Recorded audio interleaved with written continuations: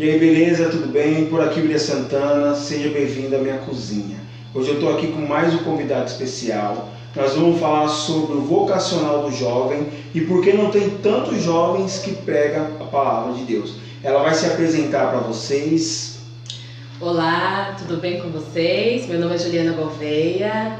Eu estou muito feliz hoje, recebi um convite muito especial de estar aqui na casa do William, né? Com essa família linda, maravilhosa. E hoje nós vamos bater um bate-papo, né, William? Sim. Bem bacana hoje, né? A gente vai conversar, na verdade, né, William? Sim, uma coisa bem descontraída. Isso. Falar sobre os jovens e por que não tem tantos jovens pregando a palavra de Deus. Sim. Sendo que a própria Bíblia fala, né, que a força está com os jovens. E a impressão que dá é que não é investido. Entendi. Né? Ou talvez o jovem não queira ser investido, que tem Sim. uma contraproposta, né? Sim. Disso tudo. E a gente vai conversar aí, bater um papo. E eu gostaria que você curtisse ali, desse um like, convide os seus amigos para assistir, para você ser edificado, viu? Vai ser muito bom. Deus ele tem algo aí para você nessa noite. Então vem com nós.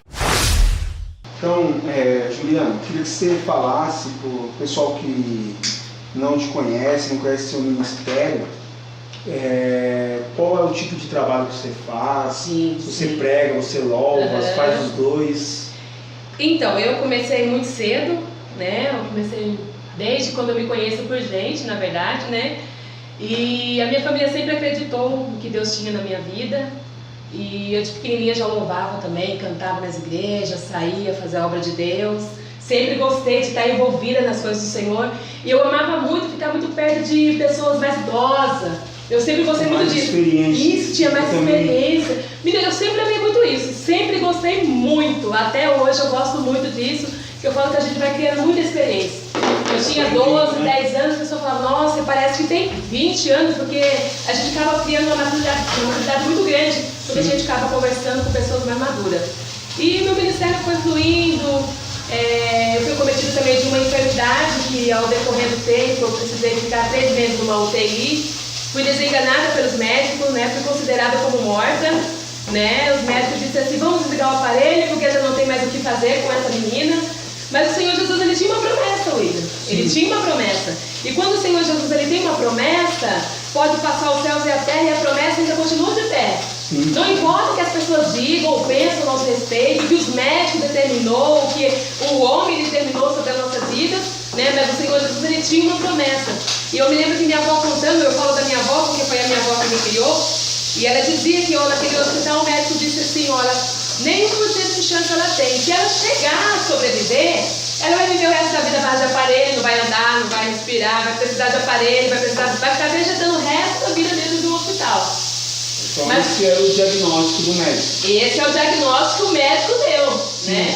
Só que a última palavra eu sempre falo é Deus. Sim. E se Deus ele determinou algo para a sua vida, você que é jovem, irmã, que está nos assistindo hoje nesse vídeo, você pode ter certeza que a última palavra quem dá é o Senhor Jesus. Então não importa o que a pessoa pensa, mas você não vai para frente, você não vai progredir, você não vai alcançar os seus objetivos, que nesse trabalho que você tem aqui, isso é maravilhoso, isso é algo assim muito extraordinário, sabe, William? Eu gostei muito de poder participar. E voltando ao assunto, e Deus ele fez uma promessa, e minha avó me lembra como se fosse hoje, ela pedindo para Deus, clamando ao Senhor, para que o Senhor Jesus me desse a vida, né, que já tinha parado todos os órgãos do meu corpo. E o Senhor Jesus, ela viu quando entrava um ser de branco dentro daquele quarto, daquela UTI, naquele hospital ali, na regional de Sorocaba, e dizia assim, estou trocando o pulmão dela, estou restaurando a saúde dela, estou tocando nos órgãos dela hoje, estou dando vida. E nesta noite o Senhor Jesus está dizendo que Ele está dando vida para você nessa noite. Ele está te dando vida para você se levantar da onde você está, aonde as pessoas dizem para você que não tem jeito. O meu Deus ele manda dizer para você, tem jeito para essa situação sim. Eu sou prova viva disso, eu vivo em base de milagre. Eu falo que eu costumo dizer que o meu cheiro de perfume era cheiro de remédio de hospital, antibiótico. Você entendeu? Porque eu vivi praticamente a minha juventude toda, a minha adolescência dentro de uma UTI, dentro de um hospital. Mas o Senhor Jesus, quando Ele tem os planos traçados, o inimigo ele pode tentar né, frustrar nossos planos, os projetos de Deus, William, mas o Senhor Jesus, ele disse, quando ele tem a promessa não pode ser invalidada. Não. A promessa está de pé. Né? Eu sei que você também é prova viva de milagre, né, William? Você contando, eu lembro que estava lá internado, estado gravíssimo, fiquei 22 dias internado, e eu lembro que chegou uma situação que eu estava como eu queimei 50% do corpo, meu Deus, e além de queimar 50% do corpo, eu tinha uma fratura exposta, então eu acabei ficando na ortopedia, mas pelo meu estado das queimaduras, eu não podia ficar. Meu Deus. Eu não podia ficar lá. Eu tinha um risco grande de infecção. Então eles tinham que me transferir. Eu lembro que quando saiu a vaga, eu perdi a vaga. Perdeu a vaga. Perdi a vaga, mas era tudo plano de Deus. Sim. Eu lembro que nós estávamos lá, e nessa época eu estava naquele chove não molha, meio crente, meio indeciso. Vai escutando aí, viu? Depois eu tenho uma para te contar também. Aí o que aconteceu? Eu já tinha vindo de uma situação de 2015 para 2016 que eu saí da igreja e falei assim, eu não volto mais. Eu só volto se acontecer um milagre, e esse milagre tem que ser muito grande, ainda eu tenho que ver. Tem que ver. Deus usou meu pastor em 2016 falando do acidente, mas igual, parece que Deus pegou ele, levou no futuro e trouxe ele de volta. Então nós estamos ali, e minha esposa é muito chorona. Eita, imagina a esposa. E eu naquela situação, e ela tentando ser forte, né? E aí eu lembro que chegou duas irmãs lá e falou assim, eu posso orar por você? Eu falei, pode. E ela orou, e ela foi até o outro paciente, orou para ele, ela se virou para mim e sorriu. E veio, quando ela sorriu, humanamente eu já pensei assim, ela falou assim, você sabe, né? Quando ela falou isso, eu humanamente já pensei, falei assim, Deus vai me pegar. Ô, glória! Eu já pensei assim, Deus vai pensar, você está aí porque você é teimoso, então eu já imaginei isso. Sim. Só que Deus trabalha totalmente na contramão das coisas, né? Então o que aconteceu? Ela falou assim, você sabe, né, que Deus te ama muito. Aí eu olhou para minha esposa e falou assim, aquieta seu coração, Deus cuidou dele lá, está pensando. E os médicos, quando eu cheguei lá, os médicos não acreditavam que eu estava inteiro. Eles olharam, eu assim, pegaram e falaram assim, você está inteiro. Vida é difícil, inteiro, só um milagre mesmo. Só um milagre. Eu falo que a minha avó sempre, hoje ela dorme no Senhor, e ela sempre dizia que todas as vezes que eu vou na casa dela, se reunia a família, eles olham para mim e falam, Juliana, você é um milagre. Por isso que quando as situações não estão dando certo, o pessoal fala assim, eu começo a olhar para você em vez de Deus. Ela é um milagre. Às vezes a minha situação pode ser tão ruim, mas se a gente começar a olhar lá atrás, tem pessoas que passam coisas piores que nós estamos passando hoje, né, William? Passando coisas piores. Eu era para estar vegetando, eu me lembro que eu perdi os movimentos da perna, não andava mais. Aí minha avó falou assim, o Senhor disse que estava dando a vida para ela. E a minha neta, ela não era aleijada. E eu quero ela ver ela andando. E eu me lembro que a minha avó colocou nas minhas pernas tábua e enfaixou assim, para eu poder aprender, começar a ter movimento de novo. E o Senhor Jesus foi restaurando a minha vida. Eu lembro que o meu corpo era cheio de, tipo como se fosse uma lepra. Sim. Você viu o corpo cheio de fungo no corpo, porque eu fiquei muito tempo internado e vira e mexe, estava dentro de um hospital. Mas o Senhor Jesus, quando Ele fala que Ele quer estabelecer a nossa vida, Ele quer fazer algo com a nossa vida, não importa o estado que a gente se encontra. Né? Ele faz igual quando ele fez com Lázaro, né? Sim. Lázaro, depois de 4 dias ali morto, fedendo, não prestava para mais nada. Aí é onde Jesus ele chega. Sim. Deus ele chega, William, assim, no momento que as pessoas dizem assim, não tem mais jeito, eu estou no fundo do poço. Aí Deus fala assim, calma aí, filho, você está no fundo do poço, mas ainda há uma esperança. Né? Ainda tem essa luz que está iluminando aqui agora esse estúdio, há uma esperança, porque tem uma luz no fim do túnel. Sim. Então Deus ele manda dizer para você que há uma esperança. Sim. E o Senhor Jesus ele fala que a gente nessa vida, a gente não passa nada por acaso. Eu falo que é sempre experiência para contar para outras vidas. Sim. Né? Sempre experiência. Hoje você está contando essa experiência, hoje nós estamos conversando sobre tudo que Deus já fez na nossa vida, né, William? Que foi muitas coisas boas, né, William? Sim. Então o que, como nós estávamos falando, né? Sim. Que falta um atrativo. Porque tipo assim, ó, as pessoas é uma visão minha. O que alguns pastores confundem, eles acham que atrativo tem os dois lados da moeda, né? Na verdade, né? Tem uns que acham que atrativo é colocar o coisa do mundo dentro da igreja. e o outro lado da moeda, que eu acho que é a contramão, acha a mesma coisa, mas o inverso, que você não pode colocar nada do mundo porque você vai tirar as coisas da igreja. Sim. Tudo bem, os dois lados tá mais ou menos certo. Sim. Só o que a igreja precisa ter? O ministério jovem, ele não pode ser só focado em inovar, Não. ensaios, Não. porque jovens, o que acontece, pelo menos na minha visão, jovem ele se entedia rápido e Sim. aquilo ali se torna uma rotina. É isso Então mesmo. o que precisa ter? Precisa ter uma célula, precisa ter ensinamento, Isso, precisa ter lazer, atrativo, sair. lazer. Ó, lá na nossa igreja, agora como entrou a pandemia, eu não sou líder do jovem, tem uns líderes lá, ótimos, maravilhosos, mas eu sou, a Camila até brinca, fala assim que você está sempre pensando em coisas tipo diferente e grande, né? Eu dou risada. Que Aí lindo. nós montamos o painel. O que é um painel? O que era o painel? O painel era eu convidava, era eu, a filha do pastor, que é jovem também. Sim. Nós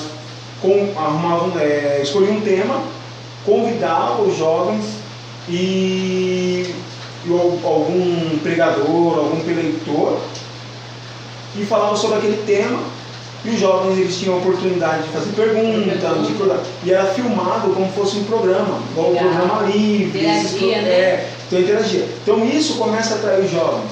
E quando nós fizemos, nós achamos que eles nem iam ir. E eles foram em massa e participaram. Então tem que ter algumas coisinhas diferentes daquela rotina de culto, daquela rotina de sempre.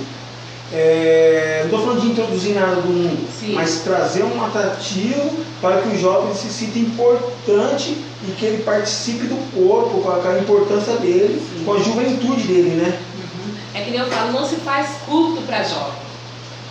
Sim, o culto é do jovem, mas na verdade é para a igreja, para a né? igreja, para Deus, né? Na verdade, porque na verdade a gente fala assim, fazer o culto para o jovem, né? Aí fica aquele tabu que a gente vai na igreja, sempre, não, culto do jovem, canta seu louvor, prega-se uma palavra e pronto, vai para casa. Não, aquela mesma aquela rotina, então, tipo assim, o jovem já vai no culto, caramba, isso é a mesma coisa, ou vai no ensaio, aquela mesma coisa, tipo assim, tem que quebrar o tabu, para atrair vidas mesmo, que as pessoas vão chegar na igreja e falar assim, não, caramba, a igreja não é só cantar e pregar a palavra, a igreja tem outros atrativos que pode abranger ali e poder ser uma coisa mais gostosa, aquela coisa mais, que não seja só rotineira. Sim. Marca aqui um dia de cinema, vai para um cinema aí, que assiste algum filme bem bacana. Sim. É que eu falo, às vezes a gente foca muito na religião. Vira só tipo assim, parece que a gente está servindo aqui é um tabu. Né? Um tabu, assim, tipo assim, a gente não está servindo a Deus, é um tabu, que é uma regra. Cante-se um árvore, isso aqui não, gente. Faz não quebra aquele protocolo nunca, né? Sim. Sendo que a Bíblia fala, há tempo para tudo. Sim. Né? Então é tempo para você adorar, mas também é tempo para o lazer, para distrair o jovem e trazer um atrativo para que o jovem se sinta à vontade. E até mesmo, o que acontece? Eu vejo porque muitos jovens não pregam. Porque a linguagem não bate. Não bate. Não como que é a linguagem? Por que a linguagem? Porque de repente o que o jovem vai falar, o negócio falou, o culto é para a igreja, né? Para Deus é para a igreja. As pessoas não querem ouvir, mas é uma coisa dele ali, ele está passando aquilo ali. Sim. E às vezes é necessário para um outro jovem. Só que ele fica naquela redoma, com medo de falar, de se expressar e ser reprimido. Então eu vejo dessa maneira, eles ficam eles têm ideia, quando você para para conversar, muito boa, eles vêm com aquela coisa, mas eles reprimem aquela ideia porque muitas vezes eles não tem coragem de chegar no líder, não tem coragem de falar para o pastor, de expressar a ideia. Eu tive esse momento também na igreja. Como eu vim do mundo e eu tinha eu fazia muito evento, né? Eu fazia muito evento, eu trabalhava muito com um grupo de rap, eu fazia muito evento. Então, eu já tinha essa coisa, então eu reprimia muito. Mas quando eu comecei a chegar e falar, também tem muito disso. Porque eu venho de uma igreja pentecostal, entre aspas, é mais rígida, mas tudo que eu levei até meu pastor, ele viu com meus olhos, ele falou assim, olha, eu vou orar, e depois ele vinha me dar uma resposta. Algumas respostas foram não, e o não é necessário também. Com certeza, nem sempre vai ser sim, né? Para o crescimento, mas muitas foram sim, e ele falou assim, você está sobre a minha bênção, você pode fazer, que está tranquilo. Então tem isso também da gente também se posicionar perante o pastor e ter coragem de ir lá e falar. Sim, é que nem quando eu tomava conta de jovem na minha igreja, eu sempre fui líder de jovens já há muitos anos. O jovem na nossa igreja tinha era muito jovem. Todo mundo, tipo assim, cada um com uma cabeça diferente. Então você tem que saber lidar com todo tipo de cabecinha, né? Às vezes tinha um que é mais assim, tinha outro que é mais assim. Então a gente tem que saber lidar com toda a situação. Hoje tem jovens que estão casados. Hoje eu passei a minha liderança para um outro jovem, que foi o Mesac, que eu lava rápido aqui. Hoje ele virou depois líder de jovem geral. Eu virei líder de jovem geral também. Ele fala assim, gente, eu aprendi, eu falo que eu tive uma das melhores líderes.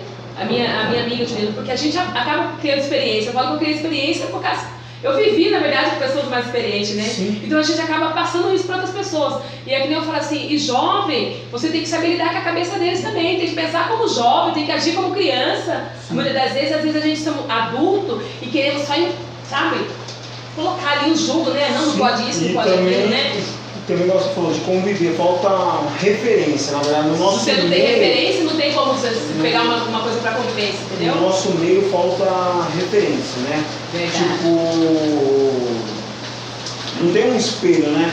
Para ele. Não tem um termo que o pessoal usa muito em marketing, em quem trabalha, chama hackear. O que é isso? Você pega alguém que você acha legal, alguém que tem alguém que você queria ser parecido, vamos pôr, parecido. Tipo, igual o Paulo falou assim, ó, seja o meu imitador. Sim. Então o que você vai fazer? Você vai hackear aquela pessoa, quer dizer, a pessoa vai passar a ser sua referência. Para que você chegue aonde ele chegou. Eu acho é muito bonito, é muito bonito que você fala, porque eu falo que isso aqui é um homem para Deus, e quando eu falo isso seria uma demagogia, criança tá em espírito, gente, tá chovendo o trovão. Você está falando. Ai, que coisa linda, né? Eu falo assim que sem nenhuma demagogia, e como é bom, William, você ser referência para alguém. Sim. Eu sempre falo que a gente nessa vida, a gente não é perfeito. Eu sempre passava isso pro jovem, a gente não é perfeito, Juliana tá aqui, ela não é perfeita, tá cheia de... A gente sempre tem que passar isso, porque às vezes as pessoas falam assim, para ser líder, ou ser pastor de igreja, ou quem canta, quem prega, tem que ser aquela pessoa perfeita. Não é isso, gente. Estamos cheios de limitações, de defeitos, e as pessoas falam assim, nossa, eu tenho uma referência, minha referência é ela. Sim. Ou falar assim, hoje eu tenho referência porque eu tive uma boa líder. Então isso é maravilhoso. Sim. Porque a gente acaba ficando, caramba, eu fiz algo de bom para alguém. Sim. Né? Então assim, a gente jovem, eu acho que nos tempos que nós estamos vivendo hoje, o jovem precisa ter uma referência, não do pastor, mas uma referência melhor, né? Do líder, uma pessoa que você possa, não, caramba, esse líder aqui é bênção. É alguém jovem, né? Jovem, ele jovem jovem influencia outro jovem. Sim. Então, tipo assim, ele vê, não que o pastor não seja referência, meu pastor é referência para mim. Sim. Só que assim, o jovem, ele olha o pastor e ele fala assim, não tem como. Agora não dá, né? Mesmo que eles queiram chegar lá. Sim. Só que no momento não, ele precisa de referência jovem. Né? Alguém que passou pelas dificuldades que ele passa e venceu. Sim. Então eu acho que falta muito isso no meio do jovem. Acho que para as outras faixas etárias de idade tem. Mas para o jovem falta muito jovem pregador na nossa nação. Infelizmente, eu não sei por quê. Porque nós somos, entre aspas, 200 milhões de brasileiros, 50 milhões de evangélicos. Sim. Então não é muita gente. Então deveria ter muita referência. Sim. Mas como você falou no começo, o mundo está se tornando muito mais atrativo do que a igreja. Sim, né? é que nem eu falo da palavra, né, que a gente está nesse pensamento aí falando de jovem, né? Eu falo que o filho pródigo tem tudo a ver com tudo isso. Né? Porque o filho pródigo ele tinha tudo dentro de casa. Sim. Os dois, o mais velho, o filho mais novo, tinha tudo dentro de casa. Então nada lhe faltava ali. Mas você vê que a curiosidade era tão grande, o que ele fez? Ele foi antecipar. Então é como eu falo, né? Eu falo que a passagem do filho pródigo tem tudo a ver com o que nós estamos vivendo hoje. Né? O jovem está vivenciando um tempo de insatisfação dentro da igreja. Eles querem o quê? Eles querem buscar outros atrativos, buscar outros meios de ser feliz, porque dentro da casa de Deus ele não se encontra mais feliz. Ele tem a felicidade lá, mas dentro da igreja ele se sente insatisfeito. Sim. Então o que ele faz? Ele pega e vai embora. Esse filho pródigo, ele pediu uma herança que ainda não era direito dele. O que ele fez? Ele foi lá e falou, vou falar com meu pai, eu preciso dessa herança, eu quero curtir minha vida, eu quero curtir meus amigos, eu quero fazer isso aqui porque eu já cansei de ficar dentro de casa, porque muitas vezes o jovem está assim, está dentro da igreja e está cansado, porque é da rotina. Sim. Porque às vezes a gente fica lá dentro da igreja, aquele fardo, não tem, acha que dentro da igreja não está bom e vai procurar lá fora. E foi o que ele fez, ele pediu uma herança para o pai dele. Né? E eu acho mais interessante que ele pede essa herança para o pai, eu fico imaginando o pai, meu Deus, mas eu nem morri ainda. Que a herança eu podia dar se o pai viesse aparecer. Sim. né? E ele falou assim, não, eu acho que o pensamento dele foi assim, não, meu pai não morreu, mas pra mim, no meu coração vai estar morto, porque agora eu quero a minha herança. Eu quero aproveitar a minha vida, quero fazer tudo aquilo que eu não fiz quando eu estava na casa do pai, dentro da igreja. Porque às vezes tem muitos que estão dentro da igreja, mas não estão libertos. Não. E tem aquele filho que, não, eu não quero errar aqui, eu prefiro ir pra fora. E tem aqueles que ficam lá dentro, que é o filho mais velho. Achando que nunca transgrediu. Por quê? Porque achou que eu servi o pai, eu estava na presença. Como assim? Vai dar a herança para ele ou fazer uma festa para ele? Olha os fariseus, né? Eu falo que o filho mais velho é um dos fariseus. Sim. Né? Porque tá na igreja todos os dias, mas quando viu que o irmão foi embora e o pai resolveu fazer uma festa, quem foi que se levantou? Não se alegrou com a volta do irmão. Não se alegrou. Aí eu falo assim, que no dia de hoje é que nós estamos vivendo hoje, cheio de fariseus dentro da igreja. Fariseus que estão se achando que está com Deus, porque eu sirvo Jesus. Todo dia eu vou para a igreja, eu vou para a escola dominical, eu vou para a igreja, eu faço evangelismo, mas é um fariseu, porque na primeira vez que o William voltar para casa, porque o William caiu mais uma vez, não aceita. Não vai se alegrar. Não vai se alegrar. E o filho pródigo, eu falo que o filho pródigo, pelo menos, ele tomou uma decisão. Mas na hora que ele tomou aquela decisão, ele de sair de casa, depois que ele viu que ele gastou tudo, ele perdeu tudo que ele tinha, ele caiu em si. E o mais interessante a gente pode cair 10 vezes. Mas quando a gente cai em si e fala assim, não, calma aí, eu tenho um aprisco na casa do meu pai. Eu tenho lá na casa do meu pai. Aí ele foi se lembrar que na casa do pai ele era feliz e não sabia. E às vezes nós como jovens somos assim, nós somos felizes na casa de Deus, mas estamos lá com aquela insatisfação e preferem escolher as coisas do mundo, porque o mundo para eles é mil maravilha. Você entende que tipo assim, quem está na igreja, quem está na presença de Deus, quem está buscando a presença de Deus, está lá firme com Jesus, né? Tá aquela busca total. Só que tem aqueles que nunca teve a oportunidade de conhecer o mundo, como eu nunca tive. Então o que vai acontecer? Eu vou ter essa curiosidade. Foi o que aconteceu com o filho pródigo. Não é que ele era um filho que rejeitado, era um filho que foi desobediente ao pai, não era isso, ele ficou curioso. O que é que tem lá fora depois dessas portas? O que é que tem lá fora depois de tudo isso aqui? É o que aconteceu com ele. Mas ele viu que lá fora o negócio era mais diferente. Porque daí veio toda a história que todo mundo já sabe. O que ele fez? Ele caiu sim, mas acho que ele quer imaginar assim, ele escreve uma carta para o pai e fala para o pai que eu me arrependi, eu quero voltar para casa.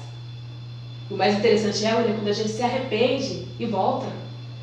E o mais lindo e interessante, eu acho, que quando o filho pródigo ele volta para casa, o pai não está dentro de casa, o pai está sentado na varanda porque ele sabia que o filho ia voltar. Estava esperando. Estava esperando, né? E eu falo assim, que nós que somos jovens, eu sou uma jovem casada de 34 anos, eu tenho 2 filhos, né? Mas é que nem eu falo assim, nós não estamos antes de sair da presença de Deus, William. Pode acontecer comigo hoje, eu posso estar falando com você hoje, e às vezes a curiosidade bateu na porta. Mas não significa, mas você não era cristão, você não era servo de Deus, estava pregando a palavra. Mas e aí a curiosidade? Às vezes a curiosidade é bem maior do que você está dentro da presença de Deus. Sim. Porque é o que está acontecendo hoje. Às vezes a gente está na igreja, mas tem curiosidade de conhecer lá fora, né? Aí os fariseus falam assim, mas você é crente, né? Você buscava a presença de Deus? Ai, como assim?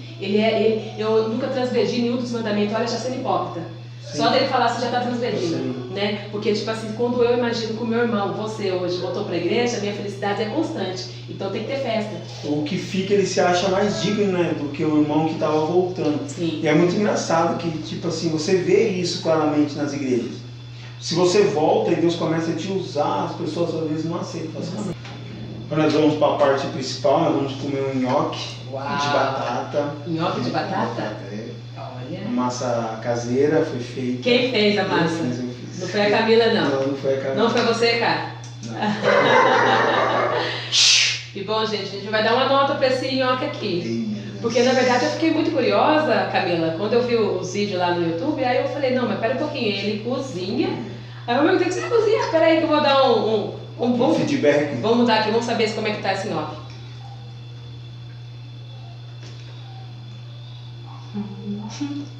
Bom? Provado? Olha, nós vamos com... Eu tenho que falar de boca cheia, eu tô falando de boca cheia, mas... Nós vamos falando por aqui. Nós vamos comer. Gente, tá muito bom. Graça e paz a todos. Se você não é inscrito no canal... Inscreve. Compartilha, dá um like aí, chama mais amigos para assistir. Ó, se você gostou da receita, deixa um comentário aí que aí eu te ensino você fazer. Quando você receber seu pastor aí, ó, você faz para ele. Muito bom, viu? Muito bom. Tchau, graça e paz. Tchau, Deus abençoe.